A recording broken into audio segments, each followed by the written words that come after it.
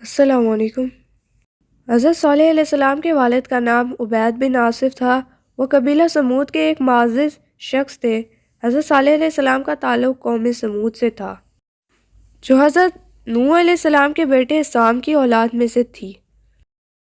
حضرت صالح علیہ السلام اللہ کے برگزیدہ نبی تھے، جنہیں قوم سمود کی ہدایت کے لیے بھیجا گیا۔ قرآن مجید میں حضرت صالح علیہ السلام اور ان کی قوم کا ذکر کئی جگہوں پر آتا ہے۔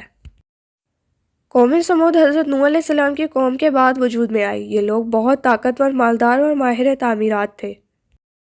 یہ پہاڑوں کو تراش کر اپنے رہنے کے لیے گھر بناتے تھے اور زمین پر اپنی طاقت پر فخر کرتے تھے۔ لیکن یہ لوگ بت پرستی میں مبتلا تھے اور اللہ کو بھول چکے تھے۔ اللہ تعالیٰ نے حضرت صالح علیہ السلام کو قوم سمود کی ہدایت کے لیے نبی بنا کر بھیجا۔ آپ نے اپنی قوم کو توحید کی دعوت دی اور کہا، اے میری قوم، تم اللہ کی عبادت کرو، اس کے سوا تمہارا کوئی معبود نہیں۔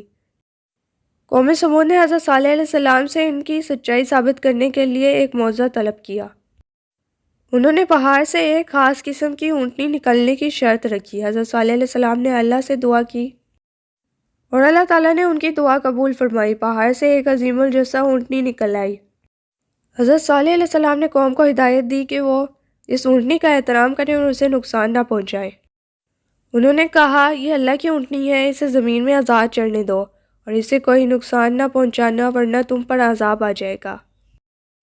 کچھ عرصے تک قوم نے اونٹنی کو برداشت کیا، لیکن ان کی سرکش سرداروں نے اس معجزے کو جھٹلایا اور سازش کے تحت اونٹنی کو قتل کر دیا۔ قرآن کہتا ہے، انہوں نے اونٹنی کو کاٹ ڈالا اور اپنے رب کے حکم سے سرکشی کی۔ حضرت صالح علیہ السلام نے قوم کو ہدایت دی کہ پانی کے چشمے کے استعمال کا ایک خاص نظام بنائے۔ ایک دن اونٹنی پانی پیتی اور دوسرے دن قوم کے لوگ۔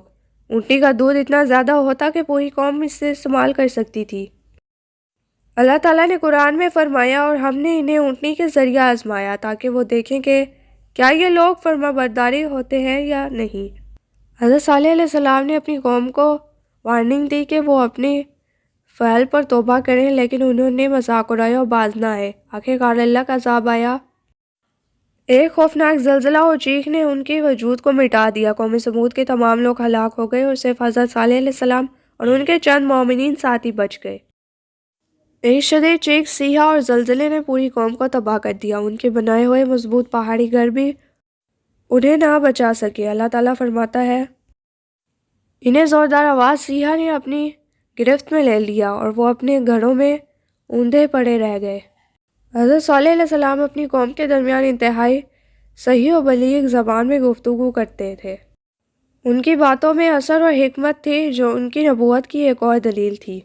ان کی یہ صلاحیت لوگوں کو دعوت حق کی طرف مائل کرنے کا ذریعہ بنی۔ حضرت صالح علیہ السلام کے معجزات ہمیں یہ سکھاتے ہیں کہ اللہ کی نشانیوں کو جھٹلانا اور نافرمانی کا انجام ہمیشہ تباہی ہوتا ہے۔ اللہ تعالیٰ نے ان معجزات کے ذریعے اپنی قدرت کا مظاہرہ کیا اور انسانیت کو نصیحت دی کہ وہ اپنے رب کے احکامات پر عمل کرے۔ اگر آپ کو یہ ویڈیو پسند آئی ہے تو چینل کو سبسکرائب کریں اور اپنے دوستوں کے ساتھ شیئر کریں۔ اللہ حافظ۔